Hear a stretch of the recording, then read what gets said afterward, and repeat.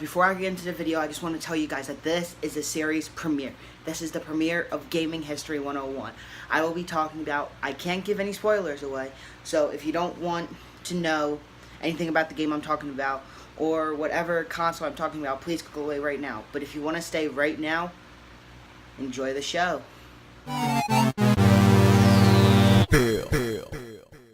Welcome to Gaming History 101. I'm your host, Isaiah Rivers. Well, summertime is coming up.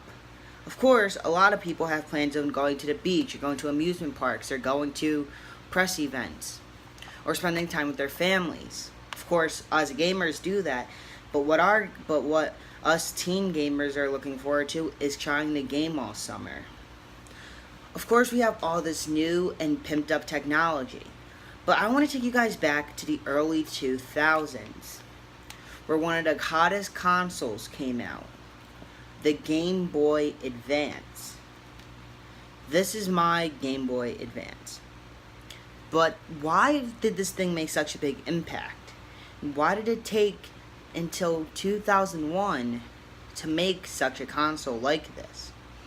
And why were there two variations of it? And which one do you buy?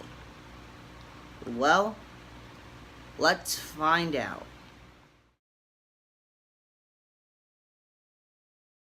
First, let's talk about its successor, the Game Boy. Released in 1989, it was a huge success. A lot of amazing games, such as Super Mario Land, which was Mario's first run-through into the handheld universe. It's kind of surprising that this game started, of course, Pokemon, which became so dominant. During this time, Nintendo was actually playing around with different kinds of handhelds and technology. But of course, we all know that they made a console called the Virtual Boy. And, well, it flopped because people would be getting nausea and headaches, and it wasn't a great console all to all. If you want to go see the Angry Video Games Nerd's review of it, I'll put a link in the description if I can. But there was one other Game Boy that was gonna be released. It was nicknamed Project Atlantis, and it was technically the precursor to the Game Boy Advance, a 16 to 32-bit handheld. But the battery life would have been so so amazingly that it was powerful, it was even more powerful than the Nintendo 64's hardware. But Nintendo realized that if it was that long, it would have been too expensive. In my way, I feel like it would be close to $400, with the original Game Boy at the time being only $50. But we all know that console never came to be. And instead, we got the Game Boy Color. Now, this device was pretty cool. It could play original Game Boy games and Game Boy Color games. Now, I already made videos about how the Game Boy Color works and how the games play on each console, so go check them out on the channel. But the Game Boy Color, a lot of people just said, was a pimped up Game Boy, because they were using the same cartridge types and were just using their own different types of cartridges. So Nintendo supported it for 4 years, this Game Boy Color did. Close to the Game Boy Advance's 7 years on the market. But Nintendo finally heard, and in 2001 released the Game Boy Advance on store shelves for $99.99. This is my Game Boy Advance that I have. I have the Fuchsia, as you can see.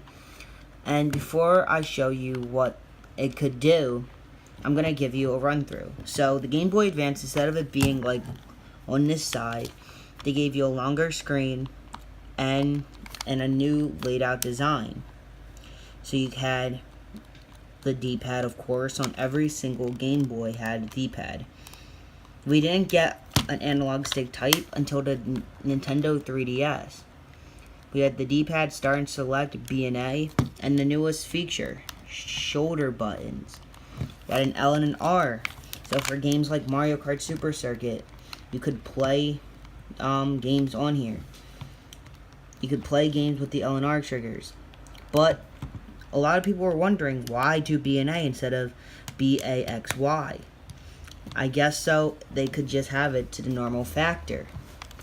But there was one game that was only exclusively for the Game Boy Advance, and the game that it was told for.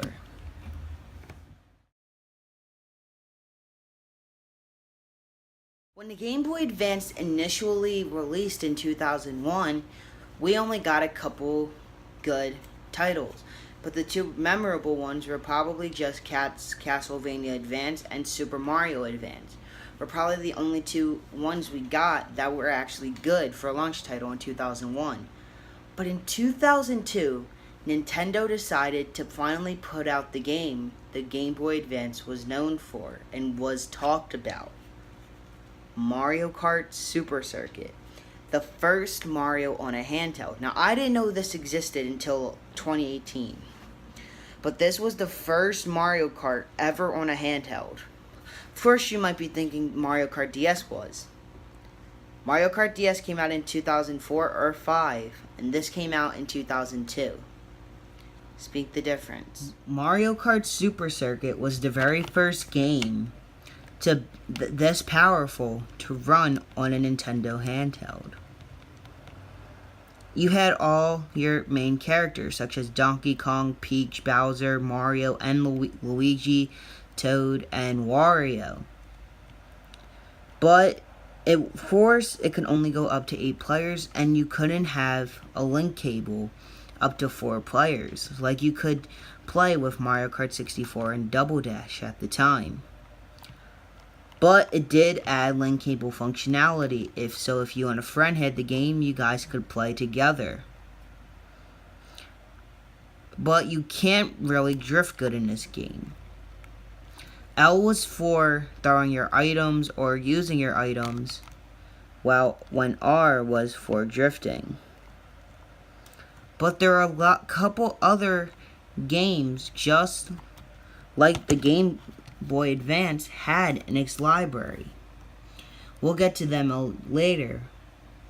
But there was something the Game Boy Advance could do. It could play original Game Boy games like Super Mario Land.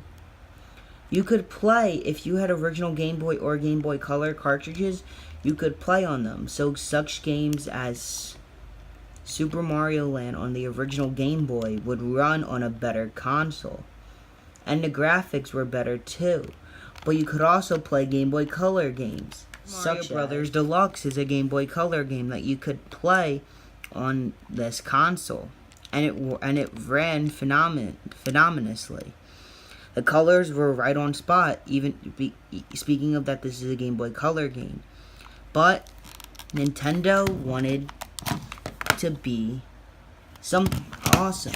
And they wanted to make sure that all your Game Boy games would play on the right console, so you didn't have to have consoles and then have to sell them with all your games and not play them.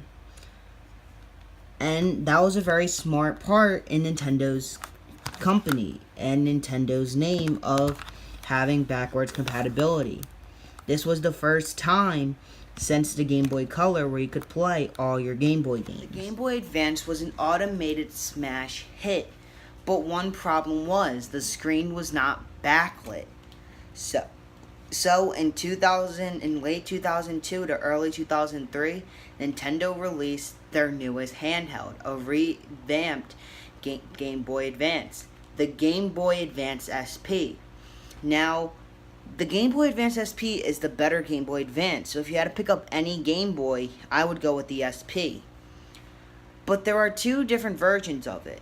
I'll show you the one I have right now, and then we will go over What are the differences between the two? The first units, as you can see online, like this awesome special NES edition, if you look on the back of the console and the Euro number, you will see these models as AGS 101 units, which gave us a front lit display, meaning that we didn't have to be in total darkness anymore. But there is also a different version of the Game Boy called an AGS 101. That even though this was just a front lit screen, Nintendo decided to put out a fully backlit screen. But I can't show you it right now. But the Game Boy Advance SP is still continued to play Game Boy Color, and Game Boy Advance games. And that was really awesome, that you could still play all the Game Boy games on a lighted screen and still take you back to those memories. We all know that Nintendo sold the Game Boy Advance a lot. But in 2004, Nintendo released a successor, the Nintendo DS, that took off and is still to this day Nintendo's best-selling console, and it's the best-selling handheld of all time. But Nintendo screwed up during the handheld business. They wanted to promote the Game Boy, and it killed it. It was called the Game Boy Micro, which I don't really see there's a point of picking it up, only if you want to collect all the handhelds. I don't think I'll be picking one up anytime soon. The Game Boy Micro was just a pimped down smaller Game Boy Advance. It only played Game Boy Advance games, no original Game Boy or Game Boy Color games. That's probably why it flopped so bad. Because if they still made it original Game Boy and Game Boy Color games, even though the Game Boy Advance and the Game Boy Advance SP were sold for $80 at the time, that was sold for over $100. So everybody kept going to the SP or the DS because the DS was kicking off. The Game Boy Advance very last game was in 2008, and the DS was picking up. So Nintendo didn't really think should have been a plan to continue with the Game Boy Advance. And it never faded away into obscurity. Nintendo still announces it. You could play Game Boy Advance games on the Wii U Virtual Console. You could play Game Boy Advance games on the first two models of the DS. Of course, that being the original and the DS Lite.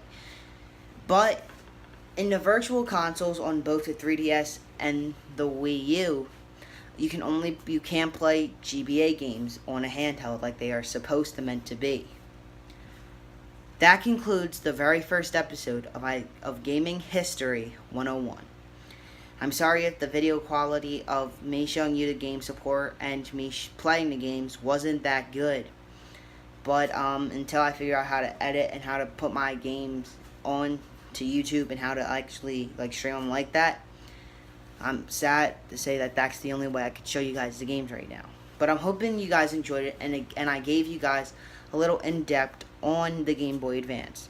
Comment down below if I missed anything, and if you want me to do a video on going over, not in a history-wise, but going over how the Game Boys, how they all work, how to backlight one of these, even though I'm not possibly going to do that. And comment down below if you want me to do an evolution of the Nintendo handhelds. But that video has to wait until I get an original Game Boy and a Game Boy Pocket. But thank you guys for watching. Please subscribe if you haven't. And see you guys next time for episode 2. But I am still doing topic videos.